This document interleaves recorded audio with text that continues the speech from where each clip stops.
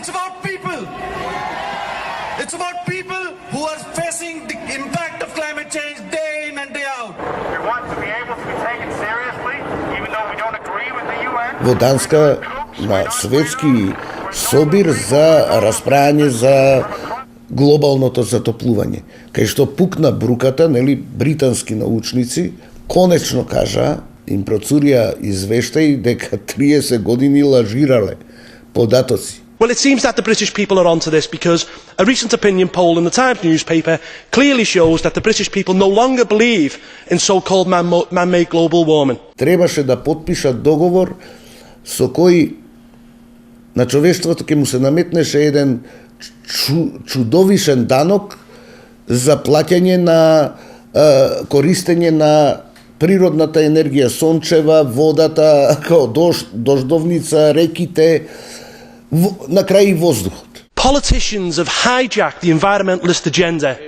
It's been cynically used to raise taxes, to exert control, and now it's being used by the European Union to justify your own existence. Ги извадија баш кога беше вториот ден на тој светски собир од цел свет. Еколошки здруженија кои наивно, доставено од најразни категории население, искрено посветени на тоа, исплашени, ги лапнале сите претходни пропаганди, дека човечкиот фактор ја уништува обвивката на планетата. So I look forward to Copenhagen when the political class is sitting round the table, awkwardly failing to mention the giant elephant in the room, which is that the globe has not actually warmed for the past 10 years.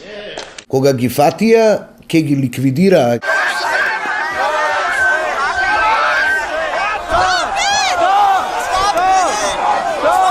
Тогаш дојде во Данска, во Копенхаген, слета Џорџ Сорос третиот ден.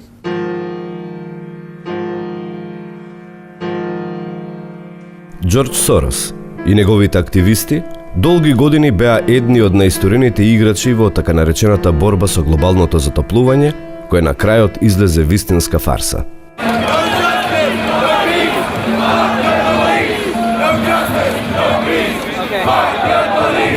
Од тогаш не се зафатил на крупно да игра, но затоа сега ја работи Европа.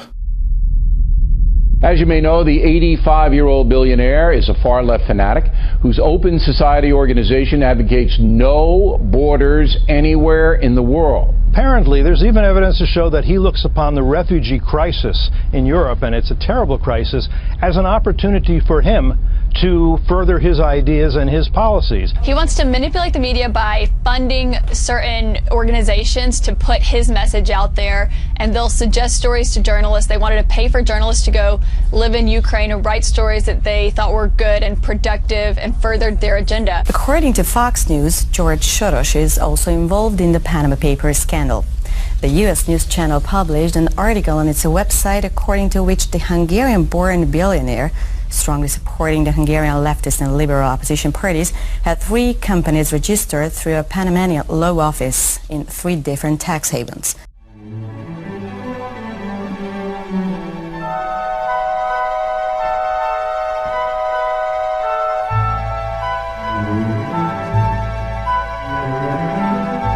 Џорџ Сорос е американски магнат, инвеститор и автор на неколку книги. Поддржувач е на прогресивната либерална политичка идеологија. Творец е на мрежата невладини организации Отворено општество и основоположник на еден од најголемите универзитети, Централниот Европски универзитет во Будимпешта.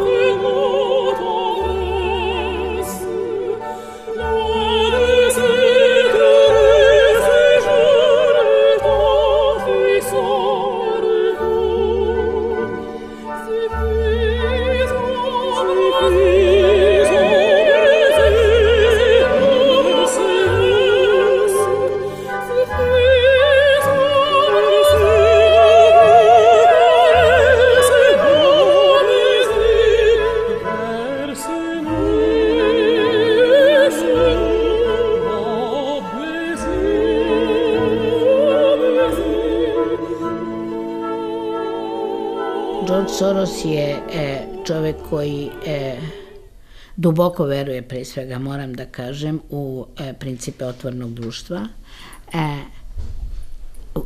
Voli da bude angažovan na javnoj sceni. Jer on ima tu jednu mesijansku ideju, pomalo samouvjerenu ideju da on može svijet izmijeniti na bolje. Беше долго време во овој дел од светот, источна и југоисточна Европа, меѓутоа очигледно дека се повеќе е исто така присутен и во поголемиот дел од светот, значи стана поинтернационален од што беше. Mr. Soros and the leftist, liberal, or in US terms, progressive NGOs and decision makers would like to see some kind of, how to put it, supranational word. Истото тој Џорџ Сорос има дебели и големи проблеми од луѓето кои ја знаат неговата лоша агенда во Соединените Американски држави, неговите сонародници, да кажеме, американци. When George Soros gets involved in something, you have to question what their motivations are, because he is a man who believes that America isn't part of the solution. George Soros believes that America is the problem. George Soros е еден вид на заштитена мечка кога станува збор за неговиот прием и односи со него лично и со неговите фондации кога станува збор за Европската унија и институциите на Европската унија во Брисел. Како пример за тоа може да послужи податокот дека сите негови последни 10 средби со претседателите на Европската комисија, дали тоа беше претходно Жозе Мануел Барозо или во моментов Жан-Клод Јункер, се одвиваат секогаш тајно, дознаваат медиумите многу денови или часови најмалку.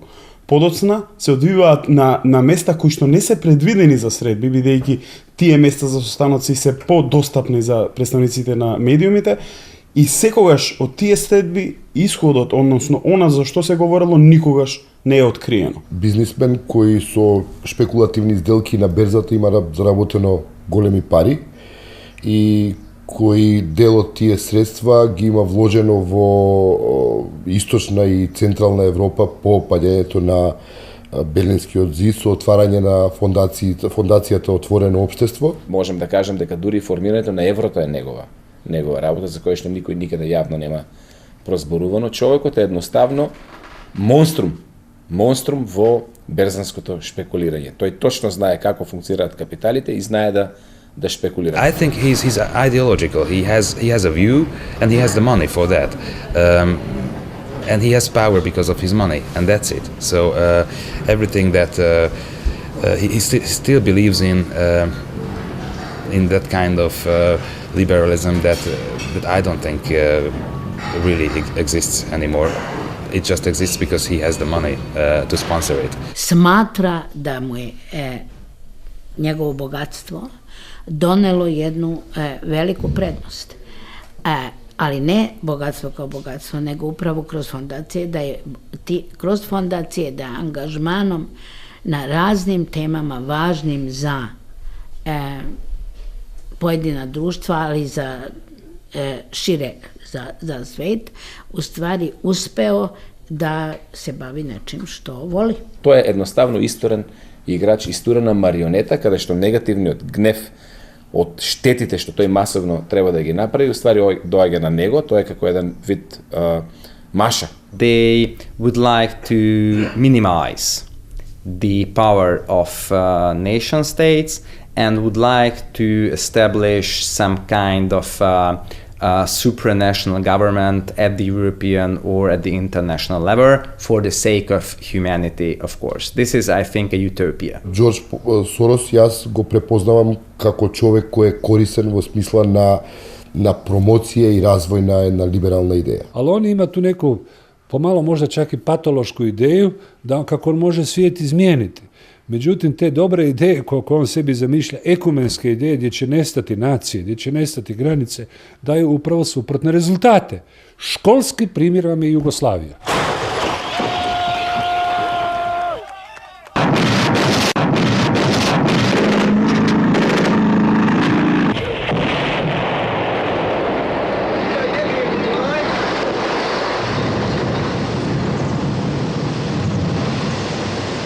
Сорос е всушност стратег. Фондацијата Отворено општество, но и сите организации кои што се керки на Сорос, се всушност стратези кои што создаваат на хартија една идеја или еден концепт како да белите шлемови, односно шарените револуционери, тоа да го направат на улица. Значи го запозна во Охрид, таман Македонија стана негов должник, нели, со кредитот од 19 милиони долари, за да си купиме нафта, нели бевме под блокада трговска, првата од Грција, и фактички он одржаваше некој семинар да се запознае со луѓето кои ќе работат во неговото отворено општество. Мојот впечаток за него при првата средба беше, и ќе биде до крај, дека се работи за еден тежок психопат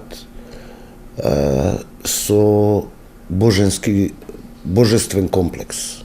Мизантропија, многу ги мрази луѓето, дека со луѓето треба да управуваат моќните и оние што знаат како да управуваат и кои имаат идеи и кои имаат пари. Nas dvoje smo uvek imali jedan vrlo otvoren odnos u kome smo diskutovali, u kome sam ja bila potpuno slobodna da izrazim svoje nezadovoljstvo nekim od tih stavova. Ne kažem da je on srećan kad mu kažete da se s njim ne slažete, ali to nije imalo nikakve reperkusije na naš odnos do dana današnjeg.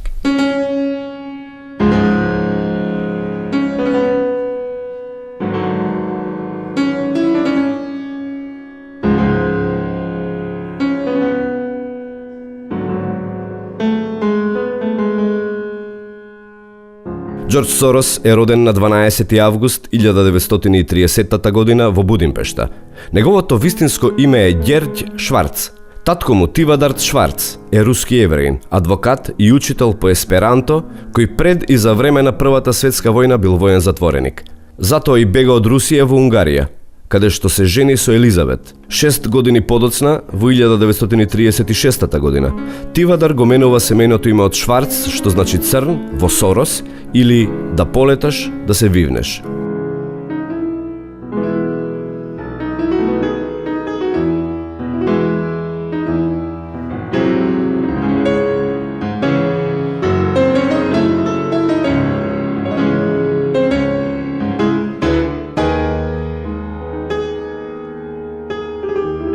Кога фашистите влегуваат во Унгарија, Џорџ Сорос е тинејџер.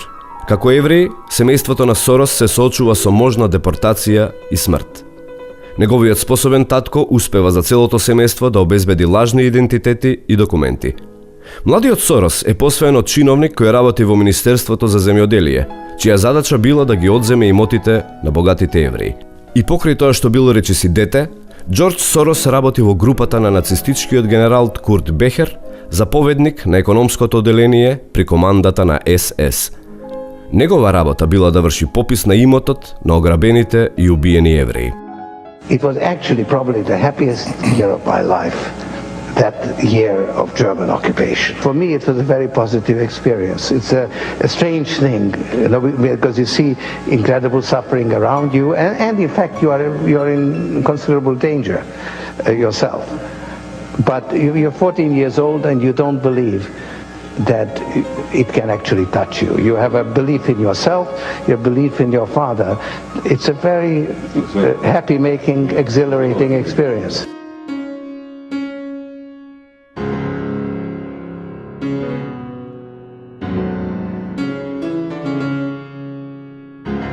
Со влегувањето на комунизмот во Унгарија, Џорџ Сорос заминува во Лондон, каде што се запишува на Лондонската школа за економија. Во 1952 година дипломира филозофија, а добива и почесни докторати на универзитетите во Оксфорд, Јейл, Болоња и Будимпешта. Под влијание на филозофот и негов учител Карл Попер, ги прифаќа идеите за отворено општество, кои подоцна ги преработува на свој начин. I could choose my own tutor, and I chose Karl Popper, whose book The Open Society and Its Enemies had made a profound impression on me. In his books, Popper argued that the empirical truth can't be known with absolute certainty. Even scientific laws can't be verified beyond the shadow of a doubt. They can only be falsified by testing. Отворено општество е идеја или маска за која се крие, односно филозофија на Карл Попер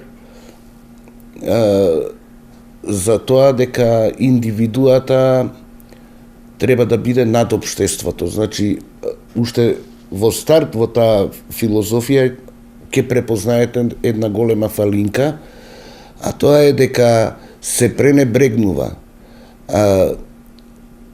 особината на човекот, освен како индивидуа, да биде дел и од социјална заедница. Значи, тој не може да живее само како единка, тој е генетски структуриран да живее и во заедница. Сега, кај Сорос, главно е прво да се разбие колективитетот, за да може да индивидуата да се контролира.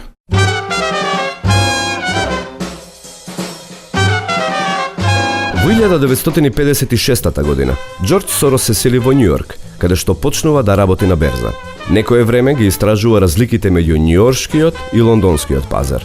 Во 60-тите години влегува во светот на финансиското инвестирање, така наречените хедж фондови, кои им се достапни само на богатите инвеститори и големите корпорации. Помалку од 1% од сите берзански шпекуланти ги користат и работат на хедж фондовите.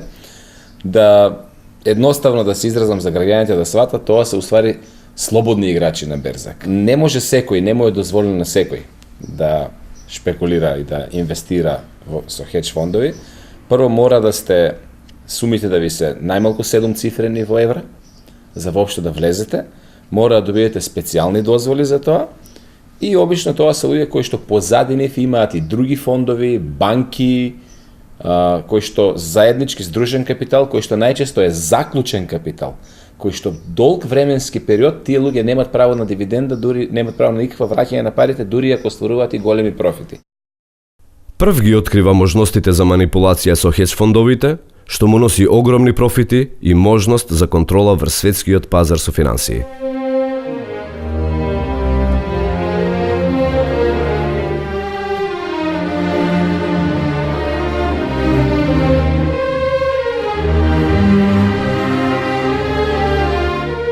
Во 1969 година, Џорџ Сорос го основа својот Квантум фонд, со кој започнува да учествува во берзански шпекулации од големи размери.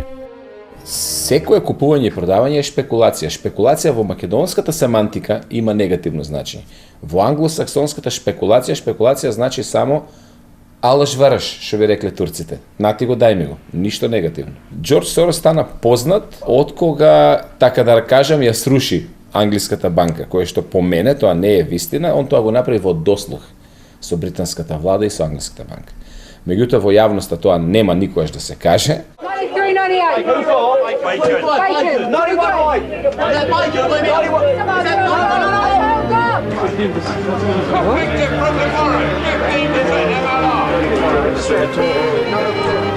Во 1992 година, преку својот Квантум фонд, ја напаѓа британската берза. Користејќи позајмени пари, се клади против британската фунта и за само неколку недели заработува $1,000,000,000.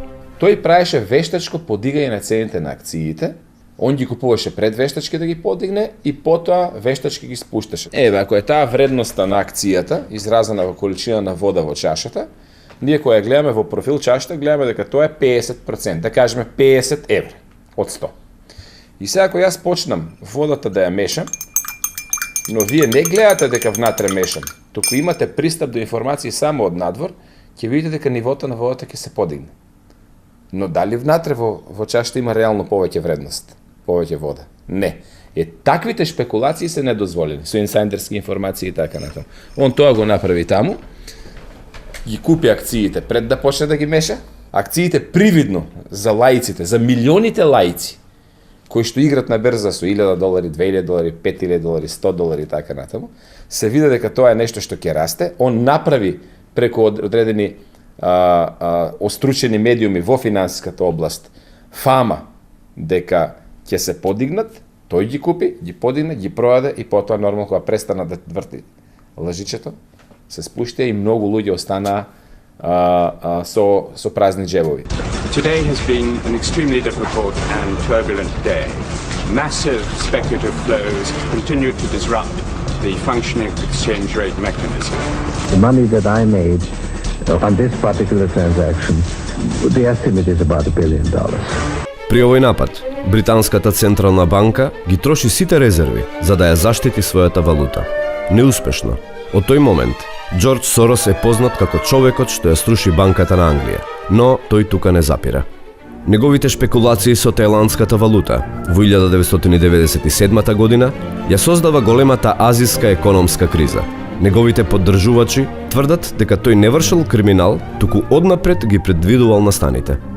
Тоа не ги спречува француските судови во 2002 година да го прогласат за виновен поради неговите берзански шпекулации со францускиот банкарски систем во 1988 година.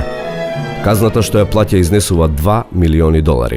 George Soros has long been known for the dark arts of global financial manipulation. He has a long history of criminal activity, which he's been found guilty of different financial crimes in courts all across the world. Многумина се сомневаат дека во рушење на британската валута користел позајмени пари од Рокфелер и Ротшилд, за кои Сорос всушност одработувал. Kada govorimo o Georgeu Sorosu, uvijek treba imati u vidu njegovog političkog mentora, to je Rothschild, i onoga koji se nalazi na vrhu piramide, to je znači David Rockefeller. Dakle, nevladne organizacije finansiraju jedan i drugi i treći. Nama je svakako Soros najzanimljiviji, jer je njegovo interesovanje za Balkan i Rusiju također vrlo dominantno. Денес, тој се вбројува меѓу 30 најбогати луѓе на планетата.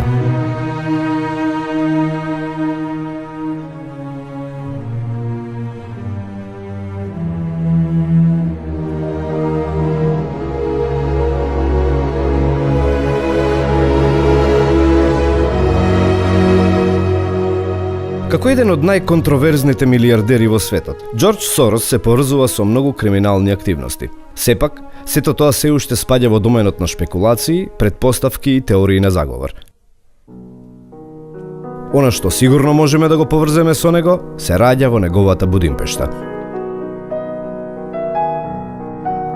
Во 1984 година, Џорџ Сорос во Унгарија го основа својот прв институт Отворено општество. Оваа невладина организација, која многу брзо се распространува речиси низ целиот свет, како и самиот нејзин творец, станува едно од најконтроверзните теми во светската јавност. Денес, Фондацијата Отворено општество е присутна во Ангола, Конго, Гвинеја, Кенија, Либерија, Нигерија, Сенегал, Сиера Леоне, Јужноафриканска република, Танзанија, Уганда, Авганистан, Индонезија, Казахстан, Киргистан, Монголија, Пакистан, Таџикистан, Албанија, Ерменија, Белгија, Босна и Херцеговина, Грузија, Унгарија, Косово, Македонија, Молдавија, Србија, Шпанија, Турција, Украина, Велика Британија, Хаити, Јордан, Тунис, Соединетите Американски држави.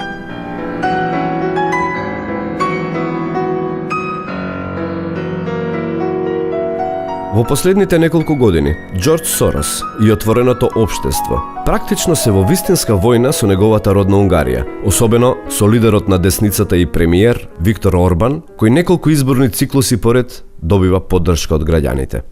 On je meni potpuno jasan. On je čovek koji nije uživao u bogatstvu kao takvom. To mu nije dovoljno bilo. On je čovek koji u stvari želeo da menja svet i želi to i dan danas. Човек без граници, кој служи на еден проект. Проектот се вика светот да биде униполарен со еден господар. Тоа е преведено глобализација, фактички. Под паролата на глобализација ние уствари доживуваме робовизација, модерна робовизација. Ние светот го направи, не ние. капиталистите, концерните кои што го владеат светот, кои што ги владеат преку парите нормално, го владеат светот, се тие кои што не ставаат или не вкалупуваат во системот на модерни робови, кои не треба да размислуваат со своја глава, кои не треба да имаат свој концепт, своја мисла, своји идеи и така натаму, туку едноставно треба само да бидат следбеници на она што однапред им е џвакано од некој друг. A sve su to ciljevi globalizma, znači da se uništi porodica kao osnovna ćelija društva, nacija, vjera, bez obzira koja je u pitanju, država, dakle da se razmrvi čitava planeta kako bi se s planetom vladalo iz jednog centra i od strane jedne uske strukture ljudi, vlasnika krupnog kapitala, ja bih to nazvao bankarskim kartelom i multinacionalnim korporacijama, odnosno njihovim vlasnicima. Dakle, krupni kapital želi da ovladi svijetom. Соросовото општество е на светско ниво нешто како Ал-Каеда.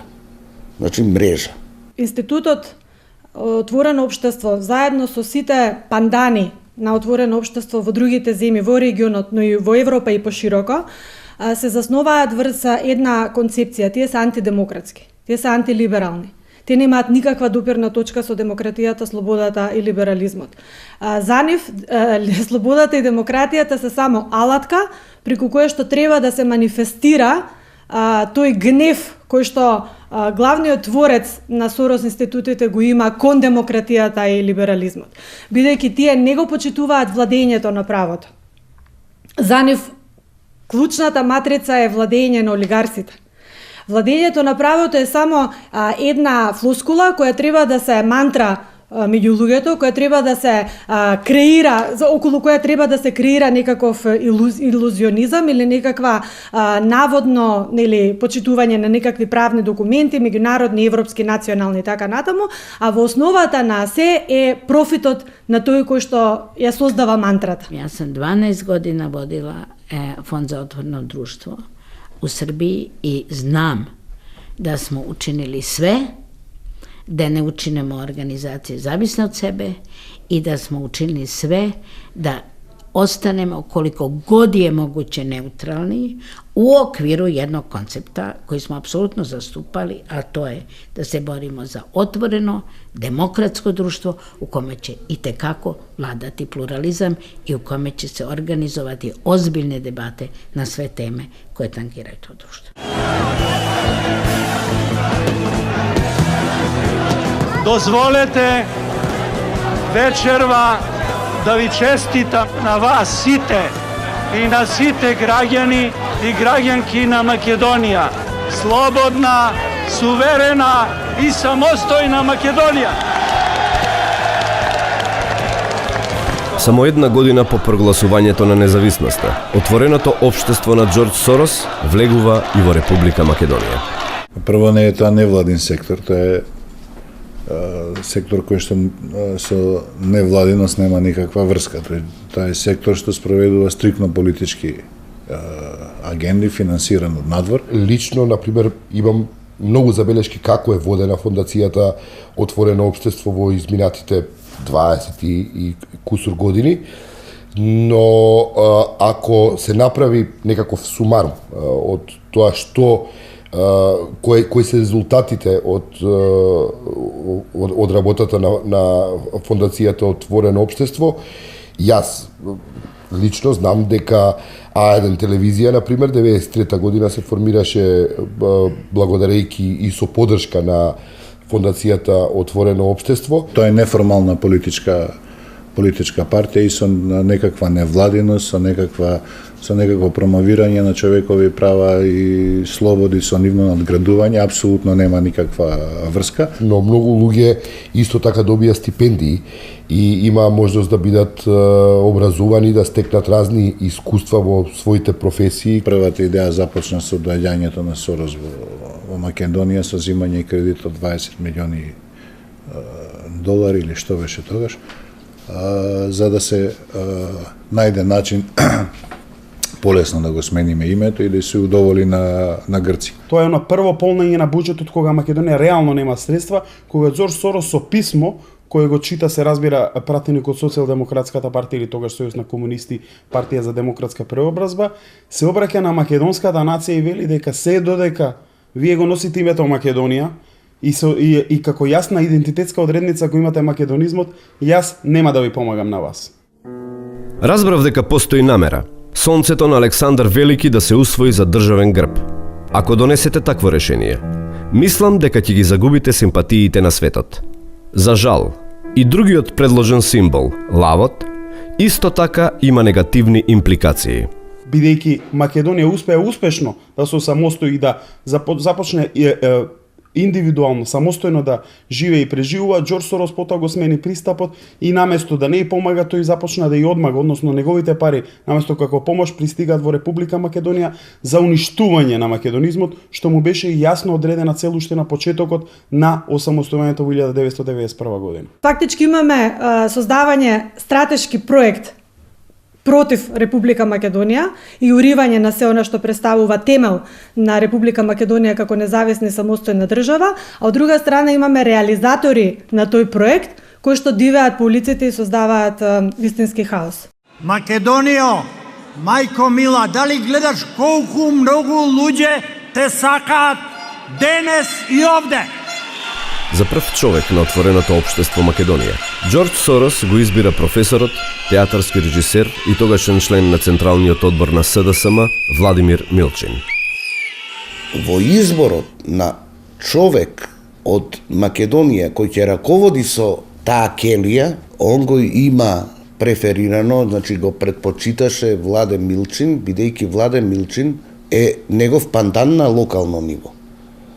Исто е мизантроп, иако е многу образован. Значи, еден од ретките интелектуалци во Македонија, негов идеал, негова замисла беше отвореното општество да стане мисија во Македонија, една врста језуитска. Он себе се замислуваше како Лојола, а да произведе генерација језуити кои ќе ги пушта у општеството да го преобразат. Значи, таа негова замисла он ја спроведува, гледате, одгледува. Јас сум жив сведок дека во секоја редакција се обидуваше да постави по еден двајца кои редакциите би морале да ги вработат. Значи, со притисок до раководните структури на секоја редакција, да мора да вработат негови, језуити произведени. И тие два карактери се најдоа. На почетокот, пред 20 години, идејата беше добра, развој на цивилното општество во Македонија. И затоа и беше создадена таа организација со, се разбира, сериозно финансирање страна на Џорџ Сорос.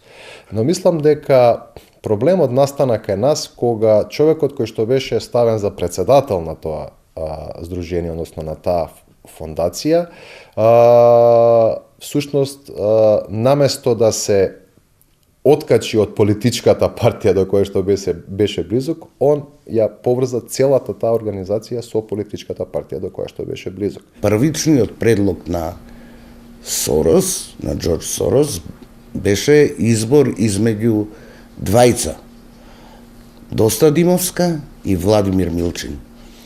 Обајцата, по мои сигурни сознанија, проверени, значи, теренски, агенти на тајните служби на Југославија.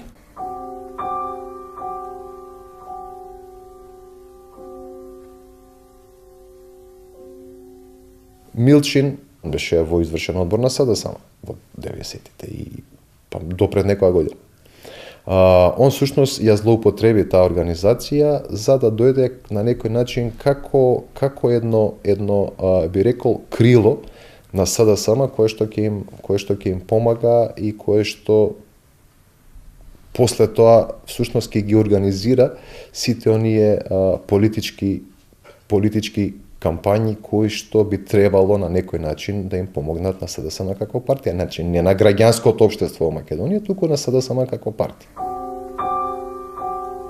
Џорџ Сорос и неговото отворено општество се представени како либерално движење кое се бори за рамноправен, мултикултурен свет без граници и национални идентитети. Mr. Soros is the leading figure of the thinking I was talking about, that nation states are not important anymore, or shall be not important for the future, as supranational integration would be the best for humanity. Kako bi trebalo razoriti nacionalne države i nacionalne identitete i od svega toga stvoriti nekakav, načelo melting pota, nekakvu evropsku valjda naciju ili što li. To je upravo ono o čemu govorim. Dakle, to je taj pokušaj radikalne intervencije u hrvatsko društvo, u makedonsko društvo, uopće u evropska društva, koja nailaze na otpor. Ljudi na to ne pristaju. Во делот на мултикултурни општества, создавање на дух на толеранција, на либерални општества, се согласувам, а за овој момент околу општества без национални идентитети, јас барем немам такво сознание дека мисијата на Джордж Сорос е да се негира било чии национален identitet. Možda su te ideje, da se ja ogradim, dobro zamišljene, ali vi, ako nemate granice, ako nemate točan identitet naroda, uvijek vode u suprotne rezultate.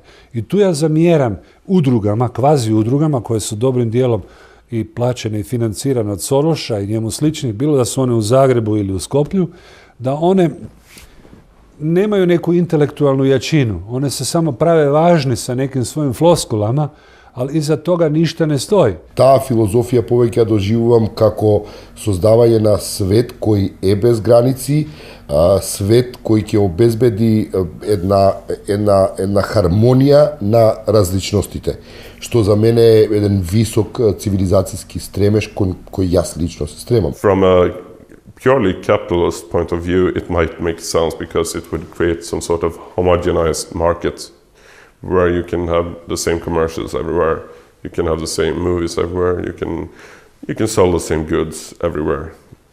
So from a capitalist point of view, it's probably quite efficient, but it's not the natural way of life for people, and it will cause massive chaos and suffering on the road. What I see nowadays, and it is a very bad tendency, that these NGOs, political forces, are trying to depoliticize decision making, meaning that more and more competencies, more and more powers are outsourced from nation states to supranational courts, to multinational companies, or, for example, to supranational NGOs. And that's the way they would like to undermine the powers of nation-state governments. They want total chaos, basically. No gender.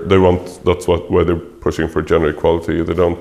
They are denying the differences between the sexes, between the different ethnicities, and so forth.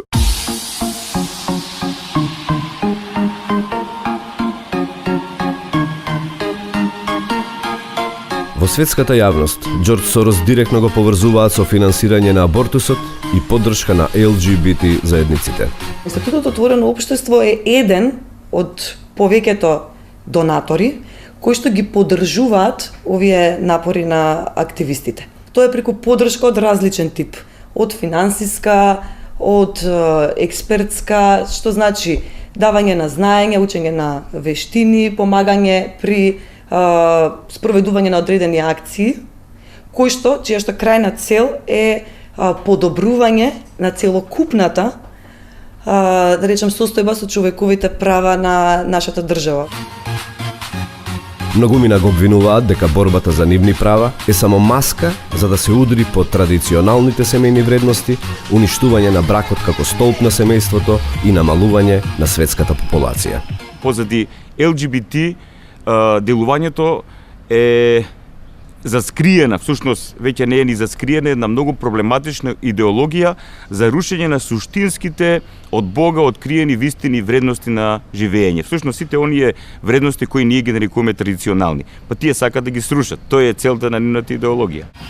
Овие негови скапи кампањи најчесто се спроведуваат во земјите од Источна Европа и третиот свет.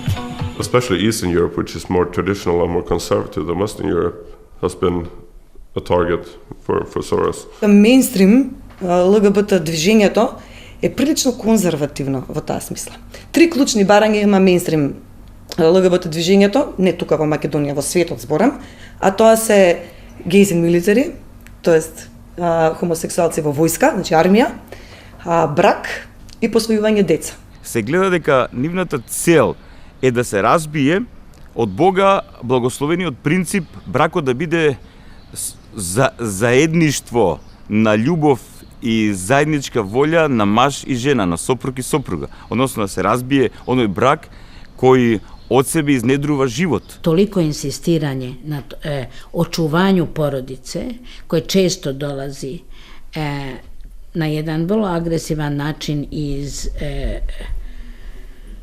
верских кругова, мислим да е уствари избегавање основне теме како ќе та породица живети, hoće li opstati. Znate, kad borci protiv abortusa kažu pravo na život. Na koji život?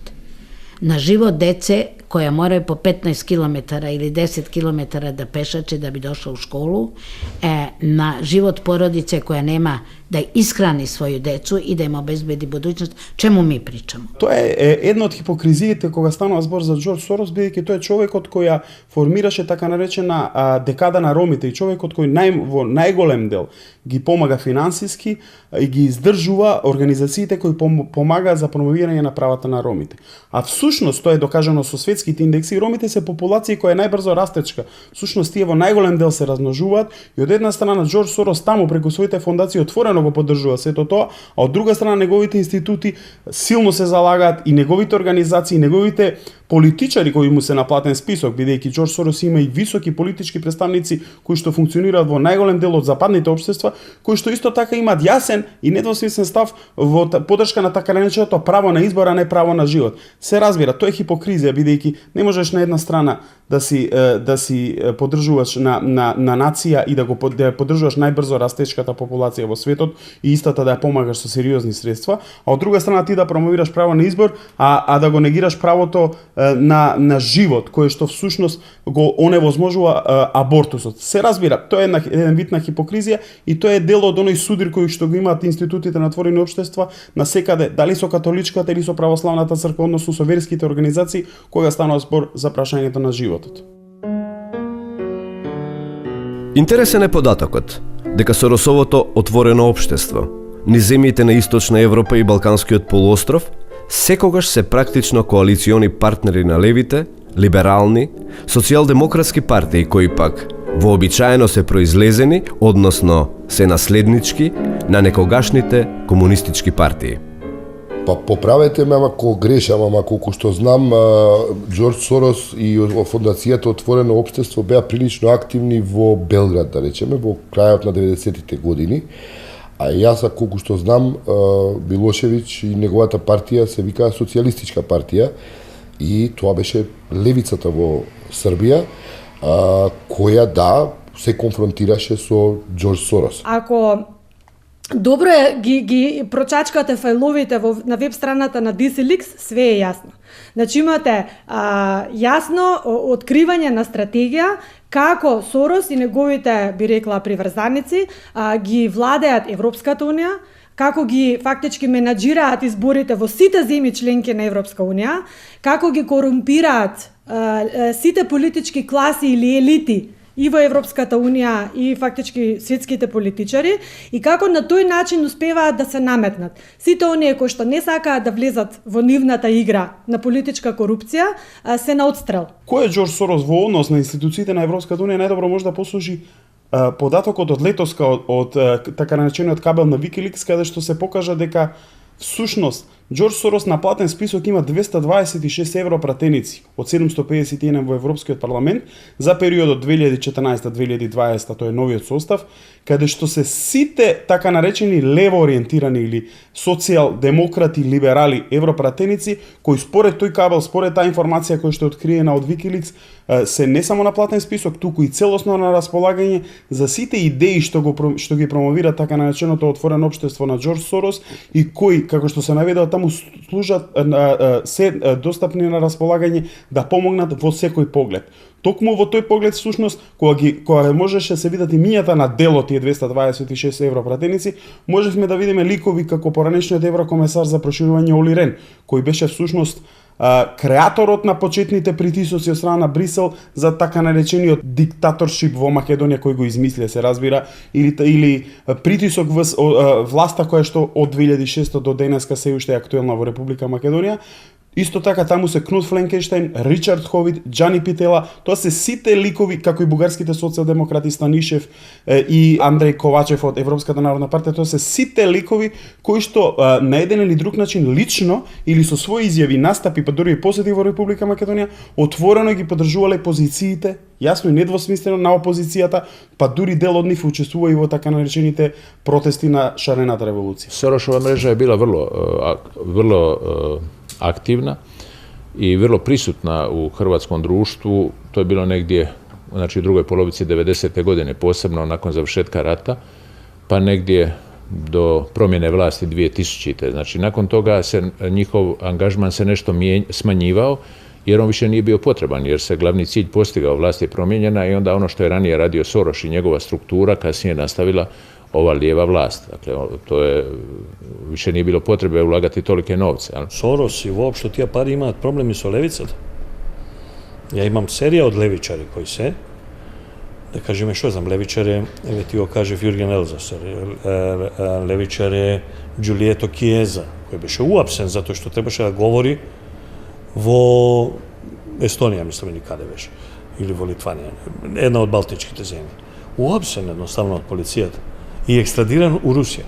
Strašno. A čovjek od Italijanac, Evropska unija pasoš. Znači, oni imaju problem i su levičarite, koji jasno i glasno kažu da ova što go pravite vi, ova na ništa ne liči. Ova ne biva. I tako da ne ja imati samo problem sa desnicom. So to što sve poveće luge se osvestuvat okolo se to, no fakt je da se raboti za ogromna suma pari, za luge koji se vlezeni u ta para, koji saka da ostanati, koji postojano tvrdat da ima neki problem. Soros is still in the country, although he said, I think in 2007 or 8 or something like that he's leaving Hungary now because everything is all right, democracy is fine, so his foundation leaves. That happened, but they came back because of the political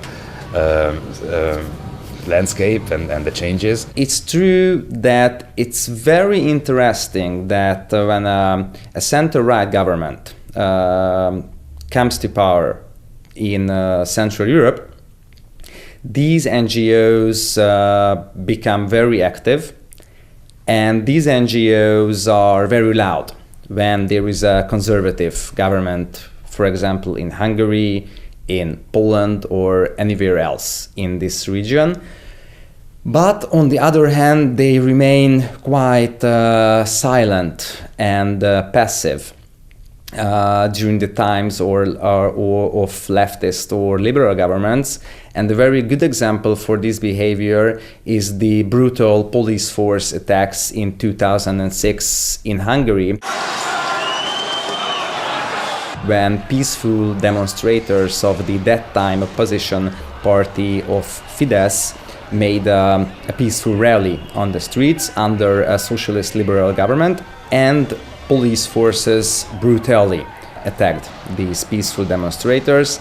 And most of these NGOs of which we are speaking about did not make so many noise compared to nowadays. Te organizacije koje su u velikoj meri u stvari uključene, da tako kažem, u politička zbivanja, vrlo paze da ne pređu liniju i pređu partijsku politiku. To je opasno, to nije dobro.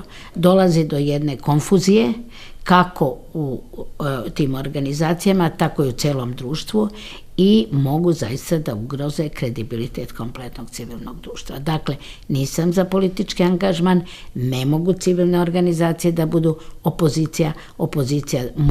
Moramo da radimo na tome da u stvari jačamo političke stranke.